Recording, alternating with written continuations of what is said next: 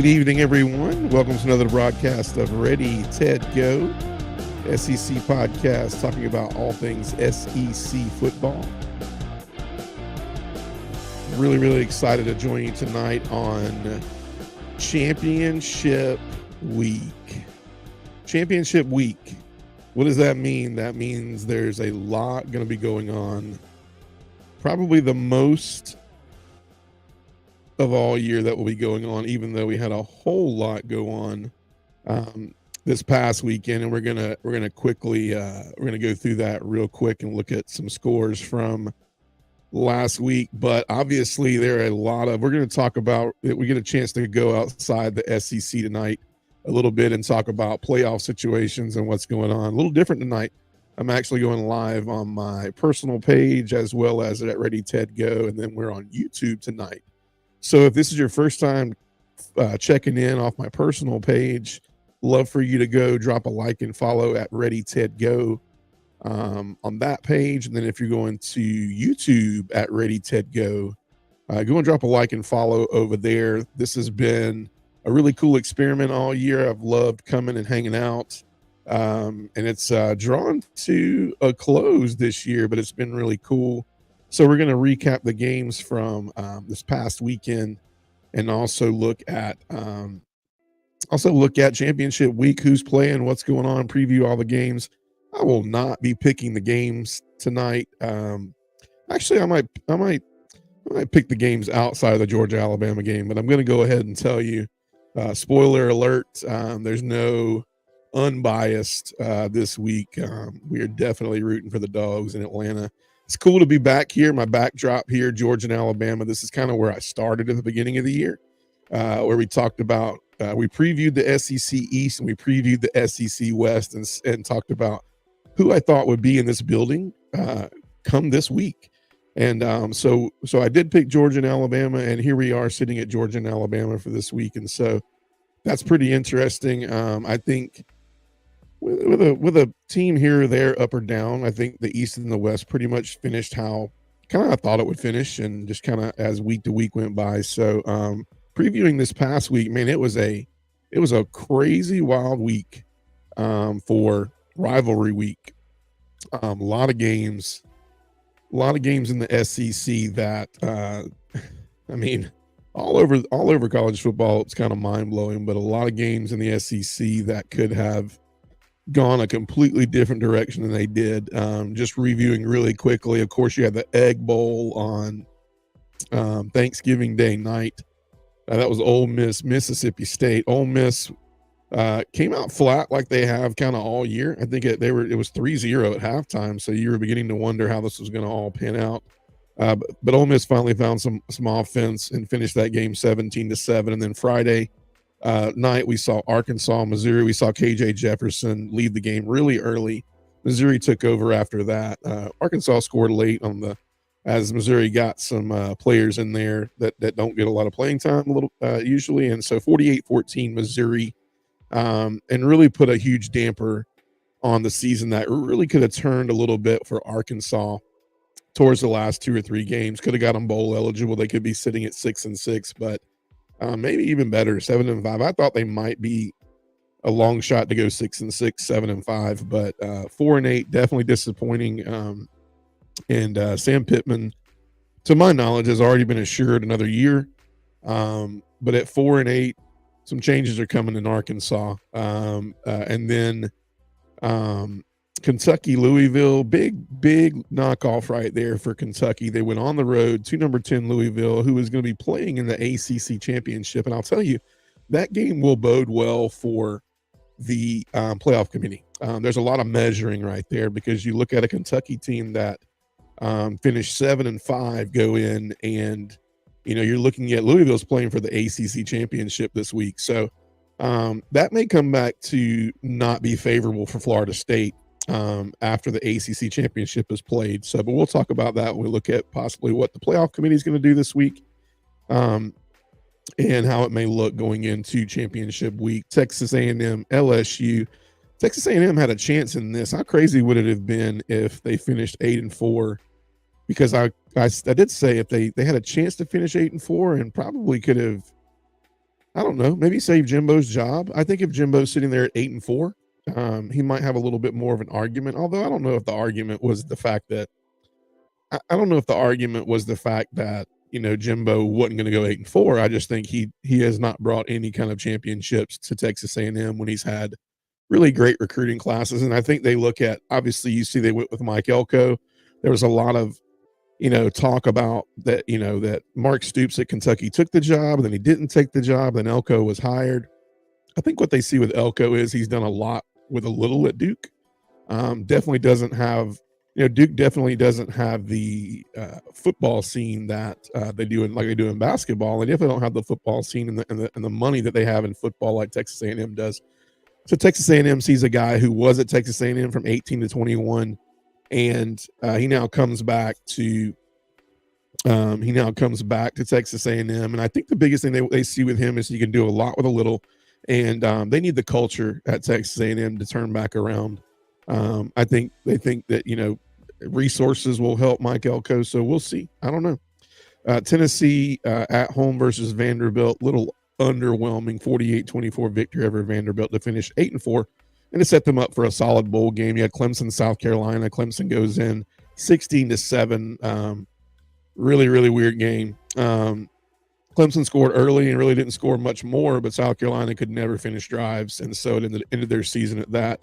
They end up 5-7 and won't go to a bowl this year. Then you had Florida State. Man, wild game. I think Florida came out and did exactly what they should. They said, hey, we have second string quarterback starting, and we need to come in here and make him beat us. We would rather know that Florida State, beat us because their second string quarterback came out and had a game, rather than to go, okay, the captain obvious is they have great running backs, they have great receivers, and they have a pretty good defense. So let's take our chances with the backup quarterback. And it worked for about a quarter and a half. But I think his name is Rodemaker. He found his groove late in the second quarter and took them to victory 24-15 to head into the ACC championship. They were going either way, but Florida definitely didn't do him any favors in terms of what the college playoffs will look at. I want to talk about that in a little bit. And then the two games towards the nightcap, 3:30 game. This game was nuts. Auburn, Alabama. I watched this game from top to bottom, and I don't understand. I don't understand, man. Hugh Freeze. I put this on my Facebook feed. I also I don't know if I put it on that Ready to Go, but I don't know what Hugh Freeze was doing, man. I have no idea what Hugh Freeze was doing. I mean, Alabama got down there first and goal, had about 7-8 yards to go, snapped it over Milroe's head. They got 32 yards to go now. I'm sorry. They snapped it over their head. They had about 18 to 20 yards to go. Then they sacked him and had him 30 yards. And the next thing you know, you turn around at 4th and 32, you call timeout. And then you turn around and then you set up this defense that allows Milroe to stand there for 50 seconds and then throw a Hail Mary, and they win the game. I think Auburn as a team won that game. I think Hugh Freeze, I don't know, so they were out coached. I think Hugh Freeze let that team down. I think the coaching staff let that team down. There's no way I'm sitting there. Excuse me. There's no way I'm sitting there and allowing Milroe to stand there for 50 seconds. Like, I'm putting 5 or 6 guys at the goal line, and I'm going, hey, man, if you're going to run 32 yards, there's a ton of stuff that has to happen, like tons of things. It's like kind of like lottery things that have to happen for him to score on foot.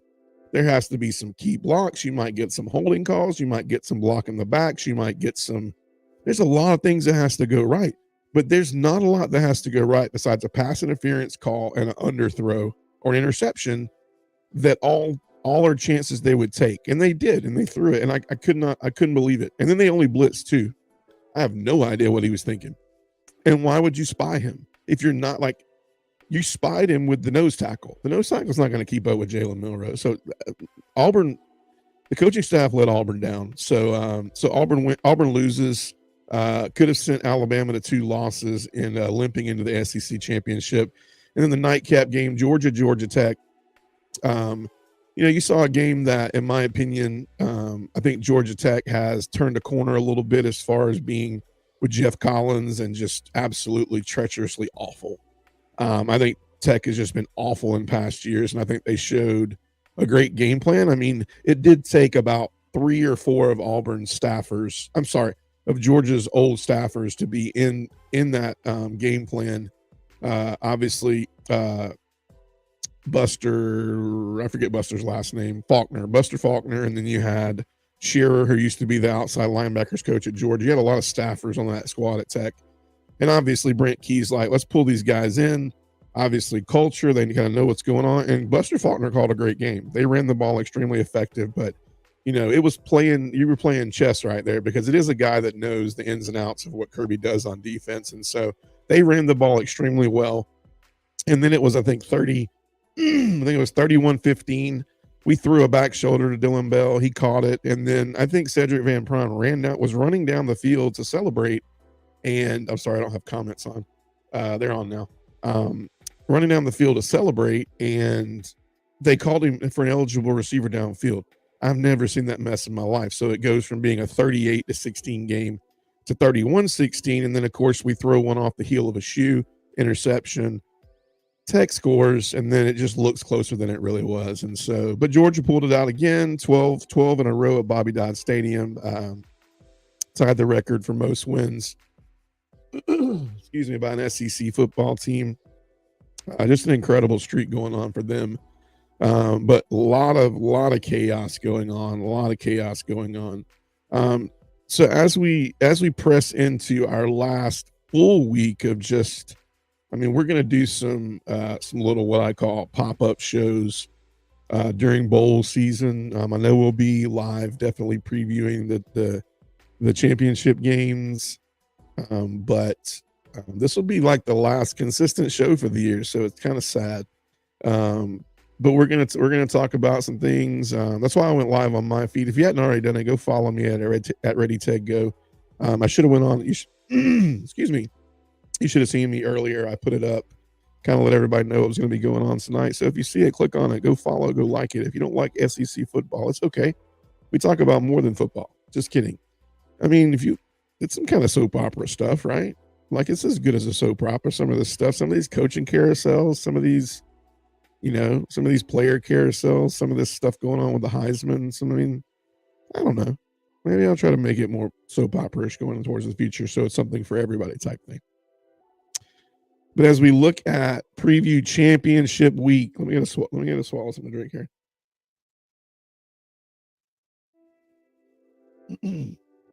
So as we look at championship week, excuse me, we're coming in. We started out Friday, December 1st, New Mexico State going to Liberty, the Conference USA Championship. Did anybody even remember? Now that all these conferences are like are bouncing around, does anybody even remember that Liberty was in the Conference USA? I didn't. I didn't remember at all. Then you got a big one Friday night, Oregon, Washington. And what does that mean for the playoff committee? So obviously Washington wins that. It pretty much seals the deal along where Washington stands. I think, Washington gets in. You're looking at Oregon. If Oregon goes in there and they win that game, then you got a lot to talk about, and you got a lot to talk about as far as the playoffs are concerned. Then you got Saturday starting at noon. You got Oklahoma State. You got Texas. That's a big game. We were seconds away. I don't say seconds away. Yeah, we were. We were in triple overtime from that being an Oklahoma-Texas rematch, and Oklahoma State pulled it out against BYU. So I don't know. Can Van Gundy and the boys, go into Dallas and knock off Texas? Because I'll tell you, Texas has a lot to say about where they sit, but we're going to really talk about what the playoff committee is going to look at, what they need to be looking at. And then SMU Tulane at 4:00 on Saturday, the same time the SEC championship starts. That's the American Athletic Conference. Georgia, Alabama at 4 in Atlanta, Georgia.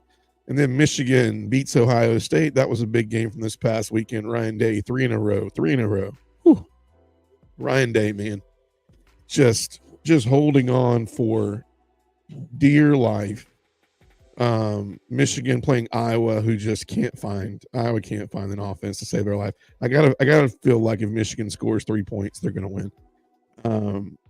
6 points, a 6-0 game, 6-3 game. I think Michigan will score more than that. Iowa's got a great defense though. And then Louisville, Florida State, the 8:00 game on Saturday night, and where all these games land, they dive us into like what. First off, what do we think the committee is going to do tomorrow night? And obviously you look at Ohio State losing this past weekend, so that probably takes them out.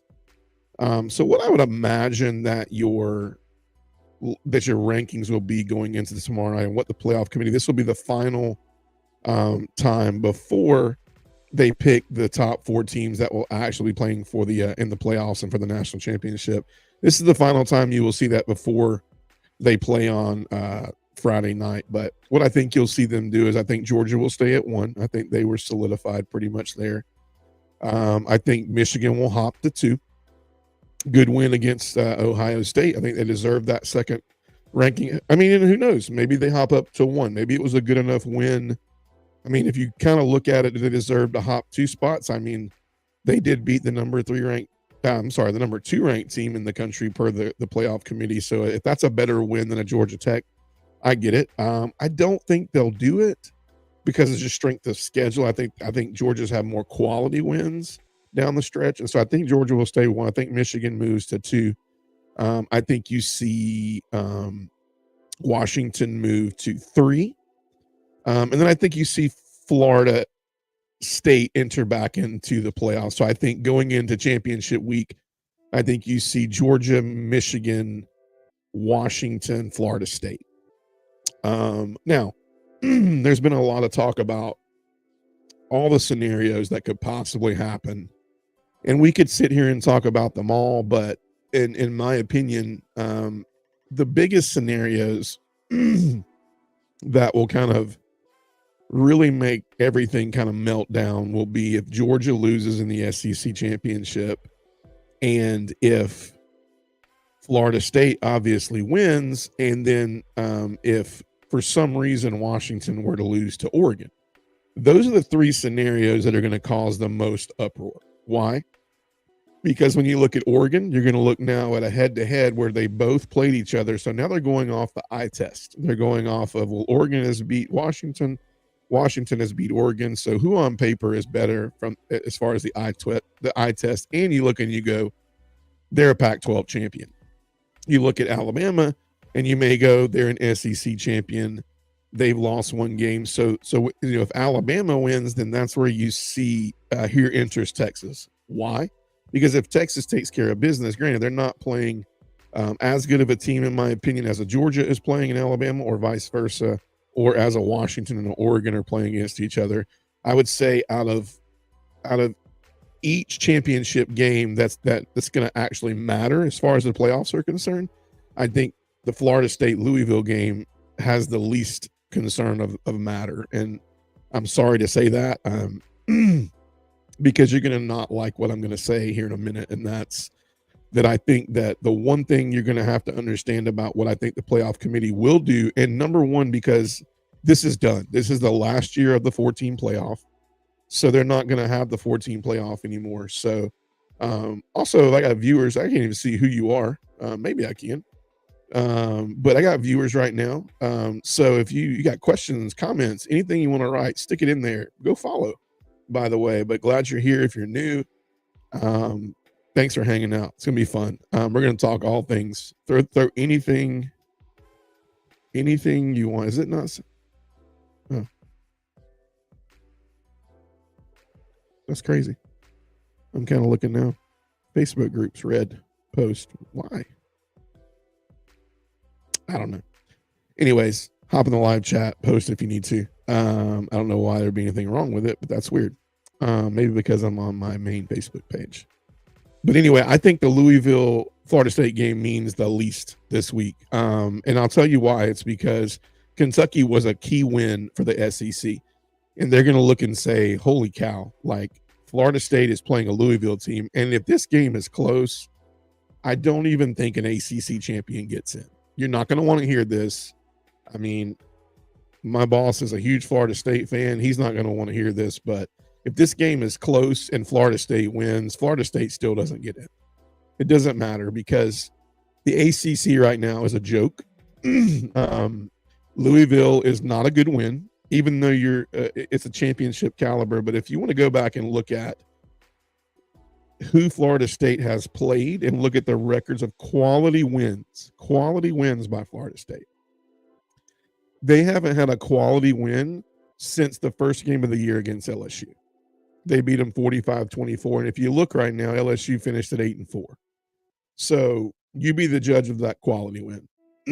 Southern Miss, not a quality win. Boston College, not a quality win. And by the way, they only won by 2 points at home at Boston College. To Clemson. Clemson obviously was not Clemson of old this year. They won by a touchdown. In my opinion, they should have beat Clemson by well more. Virginia Tech, not a quality win. Syracuse, not a quality win. Syracuse just got to 6-6, just got bowl eligible this past weekend. Duke turned out to really not be a quality win. At Wake Forest, not a quality win. Wake Forest finished 4-8. Pitt, definitely not a quality win. Miami, disaster this year. Miami's, I don't know, they're terrible, but they still haven't arrived. North Alabama, obviously the injury came about. Florida is not bowl eligible. So I don't care if it's crosstown rival or not. They're not bowl eligible. So it's not a quality win. I don't care if it's a rivalry. So if this is a close game, I'm just telling you, like, I think it's not right to put the ACC champion in there. The goal of the College Football Playoff Committee is to get the best 4 teams in.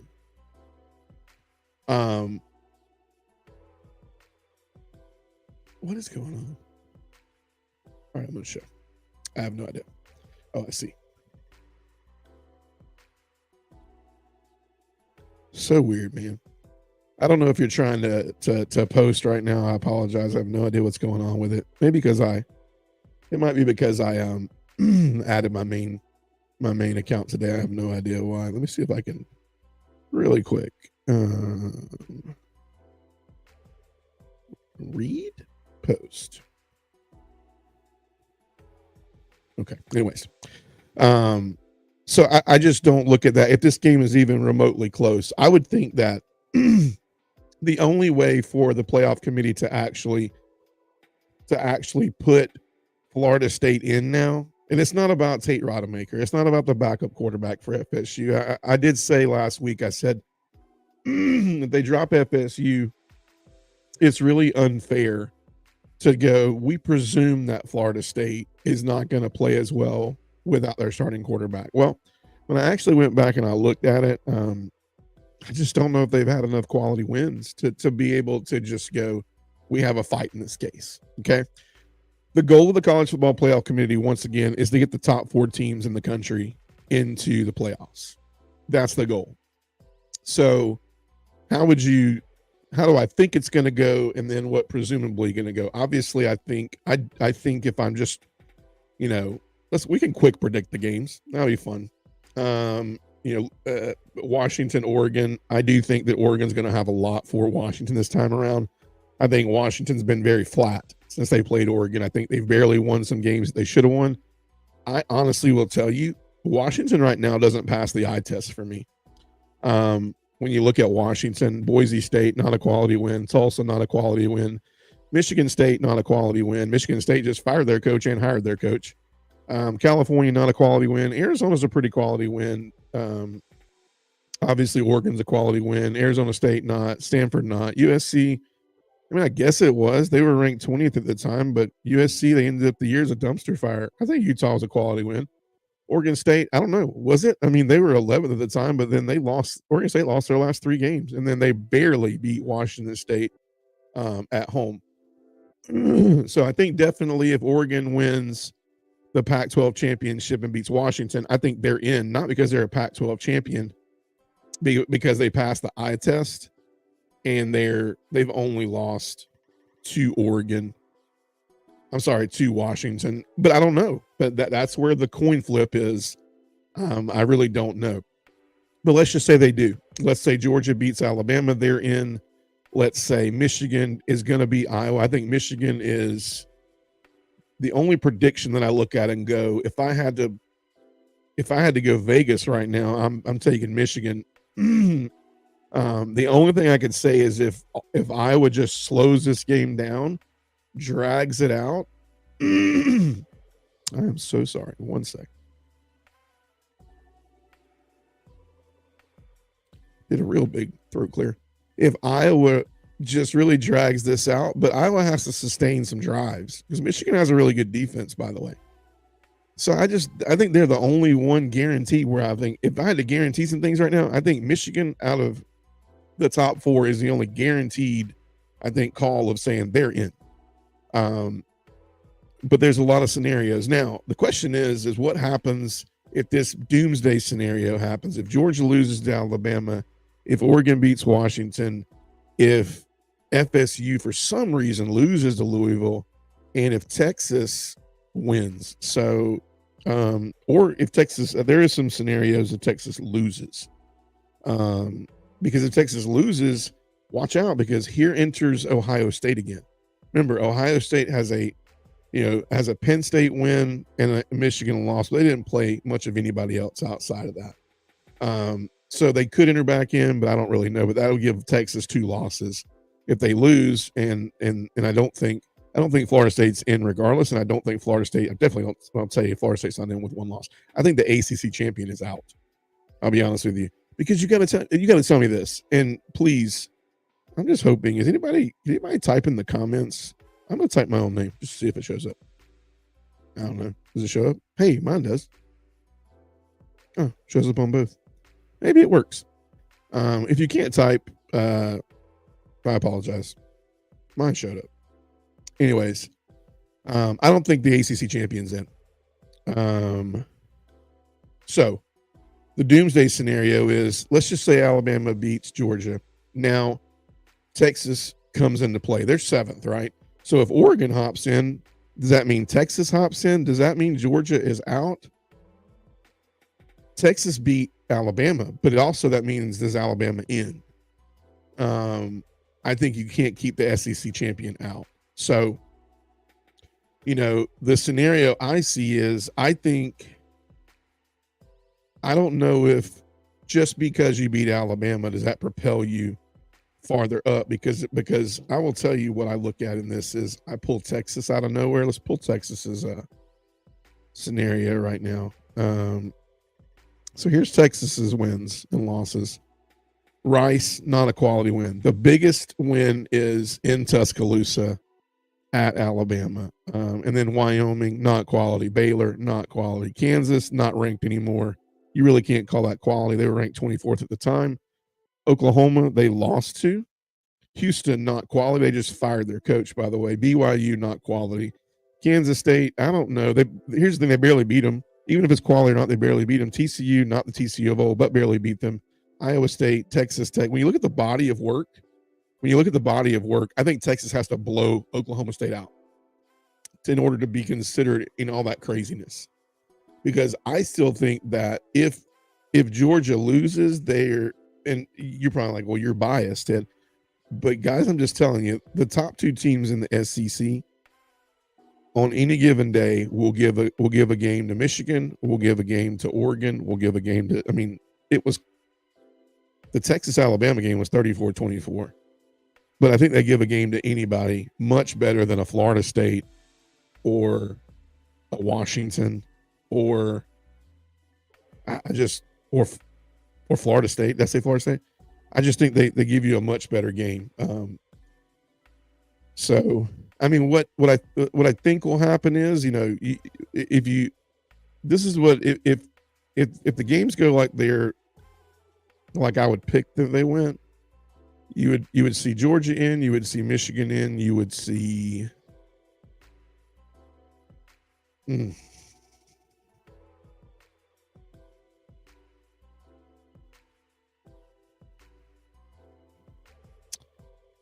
would see man. That if Florida State gets in, if that happens, Georgia wins, Florida State gets in, I think, as long as Florida State wins, but that could get weary. I do think that if you're leaving Oregon there, if you're leaving Oregon, Alabama, and Michigan there, I think Georgia gets in. And I'm not being biased, but I think Georgia would beat Washington. I think Georgia would beat Texas. I think Georgia would beat Florida State. So that's where we're at, kind of. But we'll see. We'll see how it all pans out. I mean, the only game you got after that is Army and Navy the following week. So it is definitely drawn to a close for the year. We'll talk about the matchup. The only SEC game left in the year, Georgia, Alabama. It's gonna be a crazy good game. Georgia's got some injuries still. The questions you have is I watched Kirby's press conference today. There were some questions asked. His last question before he walked out was about James Dumas Johnson, and they wanted to clarify if he was out or in. And he said, I just want to clarify, is James Dumas Johnson out? Did he have to have season-ending surgery, or is he week to week, or is he in? And he said week to week, and then he said no further questions, and he left. So, the obvious scenario would be, did we keep Brock out to get healthy? Did we keep Ladd out to make sure he was 100%? Did we keep Tate out to make sure he was 100%? And Julian Humphreys, I do think out of everybody, he's the one that's the closest to not be back. But it would be a huge help to see Dumas Johnson. And if James Dumas Johnson if he hasn't had surgery, and Kirby didn't say he'd had surgery. So if he hasn't had surgery, does that mean that they think they can, wrap that thing up and get him in there? I don't really know. We'll see. But you talk about some help. It would give a lot of help out chasing in the middle of the field.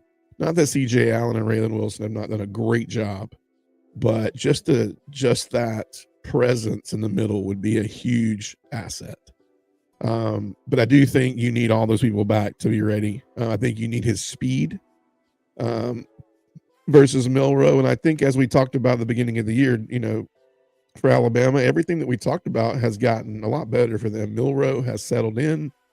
He's become more of a threat. I think him and Tommy Rees have gotten really locked up and linked up into what is the best playbook for him. And I think the line is very much improved. I think the defense and Dallas Turner and the rookie Caleb Downs, man, he's an incredible athlete. I don't think this is the same Alabama defense and this team of the last 2 years, but then again, this isn't the same Georgia team of the last 2 years. So it'll be an interesting game. I think, if you look at it battle tested wise, I think Georgia wins, but I think who's the most battle tested. I'll tell you the keys. The keys for Alabama would be, I think they're going to need to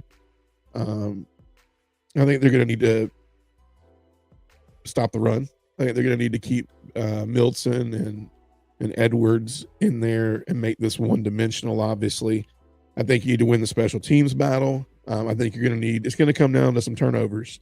I think if Georgia continues to thrive in the special teams area and doesn't let a lot of good field position happen because of turnovers and things of that nature, I just think that if you make Milroe go the entire length of the field every time he's got to do it, I just don't think he can do it. I also don't think that Jalen Milroe can make quick decisions. I was saying all night, I'm like, I'm wondering why Auburn doesn't. There wasn't a lot of exotic blitzes. It was very predictable blitz packages, and that may be because of the speed of their linebackers and so on and so forth, and their front four. But I felt like they let him sit back there and make a lot of decisions the other night, and that wasn't healthy either.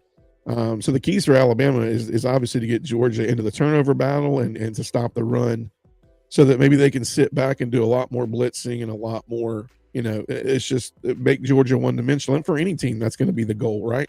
I think for Georgia, it's if you can make Jalen Milroe make quick decisions. Can you get pressure on him? Can you get enough pressure on him to where He has to make quick decisions. He's doing more running for his life and to make sure that he doesn't lose downs and lose yardage or make a dumb play. I think that Texas film for Kirby will be very valuable. And I also think the keys for Alabama will be, can they stop the run?